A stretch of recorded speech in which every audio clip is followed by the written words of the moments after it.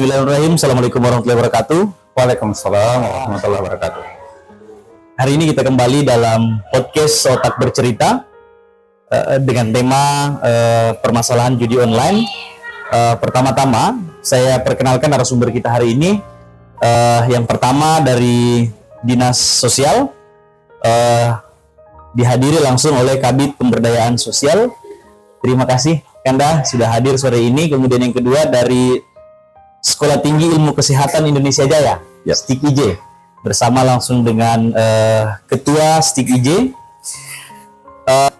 Judi online ini menjadi problem hari ini di tengah-tengah masyarakat kita, dan pemerintah juga hari ini sementara gencar-gencarnya memberantas judi online. Nah, tentunya kita butuh pandangan baik dari akademisi sebagai tempat mahasiswa, anak-anak muda berkumpul melakukan aktivitas pendidikan. Nah, menurut Pak Ketua, pandangan dari STIK IJ sendiri, apa yang membuat sebenarnya generasi muda ini terjerumus ke judi online? Ini tidak lepas bahwa akses itu mudah sekali sekarang. Akses ya? Ya, aksesnya mudah sekali anak-anak kita.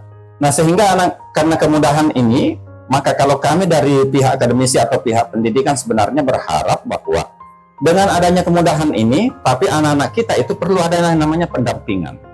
Ya, perlu ada pendampingan, baik itu dari pihak pendidikan sendiri ataupun pihak keluarga. Nah, sehingga mereka benar-benar bisa memilah dan memilih kira-kira program apa yang bisa mereka bersaing supaya nanti untuk supaya tidak terjerumus itu. Nah, yang kedua, ini juga memang karena kemudahannya itu sehingga kadang anak-anak kita ini hanya bermain game, tapi tidak secara langsung mereka sudah masuk di dalamnya itu. Nah, inilah perlu ada yang namanya pendekatan-pendekatan yang dilakukan sehingga memang benar-benar anak-anak kita ini terkontrol. Selebihnya ini kan keluarga. Nah, peran keluarga juga sangat sangat diperlukan dalam hal bagaimana mendesain supaya anak-anak kita ini benar-benar bisa berjalan sesuai dengan alur yang ada. Baik, tapi kalau dari Dinas Sosial ini Pak, bagaimana Dinas Sosial melihat fenomena judi online? Terus sebenarnya dampaknya bagi keluarga, bagi generasi muda ini seperti apa? Kalau kita lihat keterkaitan antara judi online ini bisa saja menyebabkan masyarakat ini masuk ke jurang kemiskinan. Ya, artinya bisa jadi strata masyarakat yang menengah itu akan turun menjadi miskin atau miskin Akibat dari judi online ini. Kita perlu melakukan langkah-langkah nyata. Iya. Nah, memang dari dinas sosial itu ada satu penyelenggaraan kegiatan sosial dalam bidang rehabilitasi. Oke, ini langkah konkret dari Dinas Sosial. Ya, Rehabilitasi sosial. Nah, itu ada 4 rehabilitasi sosial, perlindungan sosial, jaminan sosial, dan satu lagi adalah terkait dengan penerimaan, pemberdayaan, dan rehabilitasi. Ada baik. Tapi kalau dari Pak Ketua STIK IJ ini, langkah konkret atau apa sebenarnya yang harus dilakukan oleh institusi pendidikan ini? Kalau dari Dinas Sosial ini kan sudah melakukan pendata, bahkan ada data dari Dinas Sosial itu di bawah umur 10 tahun.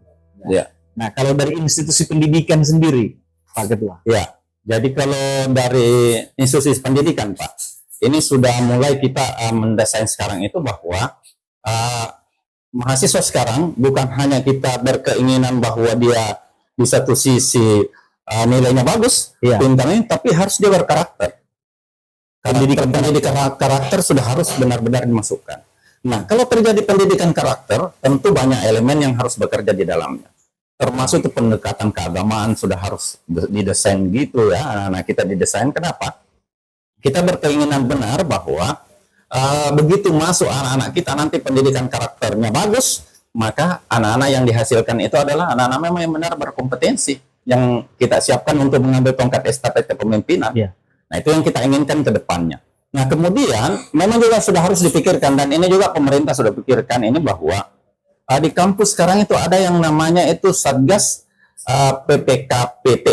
PPKPT. Iya, itu adalah perlindungan dan penanganan kekerasan pada yang di lingkungan perguruan tinggi. Oke. Jadi kalau ada yang menyimpang, itu harus cepat dibuat desainnya kira-kira bagaimana pendekatannya yang kayak seperti Iya. dari dinas sosial ini dari Pak Ilham tadi bahwa sudah ada di sana di desain rehabilitasi. Kalau kita di pendidikan tentu nanti akan bekerja sama siapa yang ini kalau dia terindikasi. Tapi kalau untuk riset secara signifikan menanggulangi permasalahan judi online ini, data yang di KPI yang sempat rilis ini itu kan data anak yang sekolah dasar, menengah pertama, menengah atas. 15 sampai Ya, justru kan kekhawatiran kita yang lebih liar ini teman-teman mahasiswa.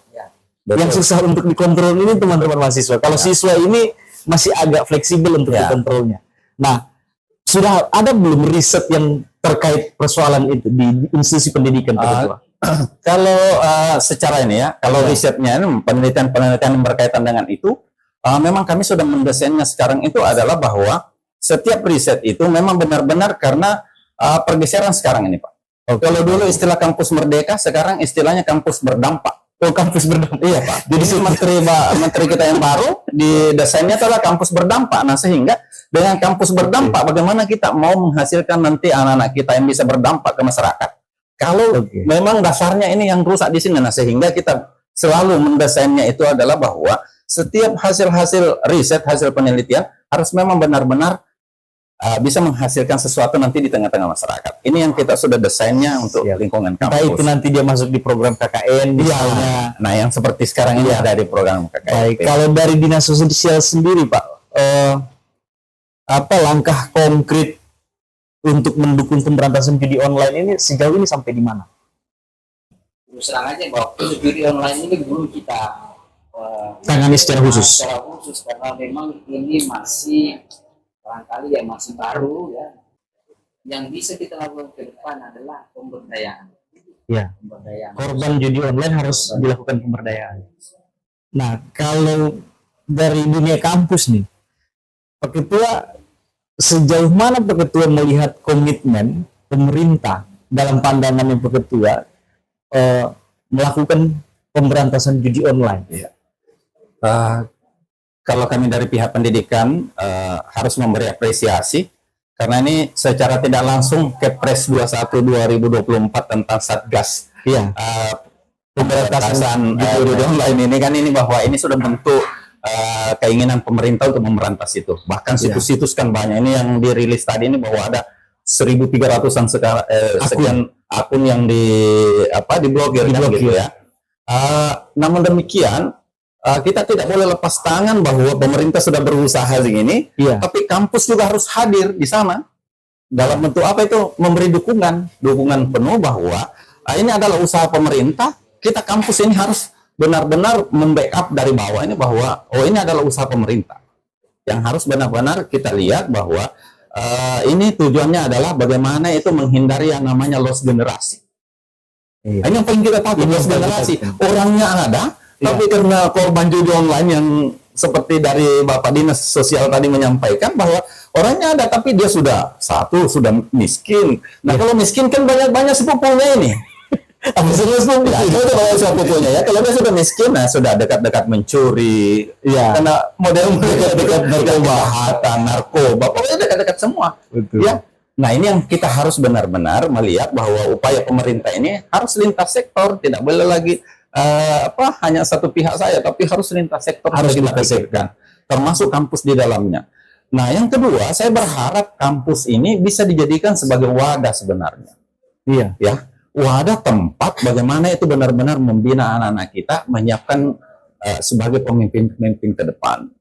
Ya. Nah, bagaimana modelnya? Salah satu indikatornya ya hindari itu yang namanya terkontaminasi dengan yang namanya judi online. Nah, kalau judi kan kita mau melihat ya, kalau judi itu tidak ada sih untungnya ya. Kalau dia menang, biasanya bilang besok saya mau tambah kemenangan. Kalau hari ini dia kalah bilang mau kembalikan modal besok. Jadi padahal sama saja. Nggak putusnya. Ya, nah kita harus hadir sebagai pendidik ini harus hadir bahwa kampus ini jadikan mereka sebagai wadahnya untuk menyampaikan aspirasinya, kemudian benar-benar terbentuk karakternya di situ, maka disiapkan. Kalau menurut pemimpin. Pak Kabit ini, sejauh mana pentingnya kolaborasi ini Pak Kabit? Ini kan untuk penanganan sekarang sudah beberapa elemen kementerian. Ya. Kalau menurut Dinas Sosial sendiri, pentingnya kolaborasi ini. Ya, saya pikir kolaborasi ini memang sangat penting, sangat penting. Nah, cuma memang harus beberapa syarat untuk kolaborasi ini. Yang pertama, kalau punya komitmen sama. Komitmen sama antara seluruh sektor. Ya, antara seluruh sektor. Komitmennya sama. Kemudian sehingga nanti kalau sudah berkomitmen itu akan berdampak kepada bahwa misalnya penganggarannya itu juga dilakukan ya minimal adalah. Iya. Biasanya ada kolaborasi dalam konsep. Ya, jadi penting ini kolaborasi asal tadi punya komitmen yang sama untuk melakukan pemberantasan atau pencegahan atau rehabilitasi. Nah, kemudian yang kedua, selain komitmen itu tadi harus koordinasinya bagus. Iya. Transparansi ada. Ini kalau misalnya narkoba hari ini, Ya. persoalan narkoba, itu bahkan ada badan khususnya ini yang menangani narkoba. Ya. Selain badan khususnya, dalam penanganan dampaknya itu jelas di dinas sosial itu jelas Ya. dampaknya. Nah, judi online ini kan belum ini, baru secara kementerian-kementerian tertentu. Tetapi dalam proses rehabilitasinya ini belum jelas. Nah, mungkin ini yang dimaksud Pak Kabit ya. Ya. Jadi memang rehabilitasi saya pikir penting karena sudah banyak korban ini kan. Iya. Artinya mungkin nanti perlukan juga pendataan yang lebih valid di lapangan yang lebih bagus sehingga terdeteksi. Karena belum tentu semuanya ini orang miskin yang main judi. Iya. Bahkan itu orang kaya ini banyak juga yang main judi. Nah, sehingga kami dari dinas sosial yang tujuannya memang menangani fakir miskin. Nah, kita akan menyasar orang-orang yang memang masuk kategori miskin dan miskin ekstrim. Nah, sehingga ini akan kita berdayakan mereka. Bukan tidak melihat. Tapi kan saya pikir ini lintas sektor nanti akan banyaklah model ada sosialisasi, ada penyuluhan, ada agama, dari pendidikan, kemudian orang tua juga, guru-guru semuanya akan. Dan yang lebih penting lagi, pemerintah memang harus tegas di dalam melakukan apa ya istilahnya penindakan terhadap para ini pembuat judi online. Karena kalau tidak ada sumbernya ini, karena ada ini hanya orang yang tentang. Yang lagi kami khawatirkan dari media sosial, jangan nanti angka kemiskinan ini meningkat. Berarti bisa mungkin ke depan kita kolaborasi bersama ini untuk melakukan pendataan lebih serius di wilayah-wilayah mana sebenarnya sektor judi online ini lebih marak, apakah di kalangan kampus, adik-adik mahasiswa, atau di kalangan masyarakat yang terdata miskin. Ini kan biasa di kalangan pelajar atau di kalangan pelajar. Nah, ini yang harus kemudian kita fokuskan untuk sama-sama mendukung pemberantasan judi online. Komitmen bersama. 1. Kami pemuda, dinas sosial dan akademisi Provinsi Sulawesi Tengah menolak segala bentuk judi, terkhusus judi online. 2. Kami mengajak kepada seluruh masyarakat, pemerintah, akademisi, dan pemuda Sulawesi Tengah untuk turut aktif mencegah dan memberantas segala bentuk judi online demi kesejahteraan masyarakat Sulawesi Tengah. 3. Kami mendukung segala bentuk pencegahan dan penindakan judi online yang dilakukan oleh pemerintah demi mewujudkan generasi yang handal menuju Indonesia Emas tahun 2045. Stop judi online.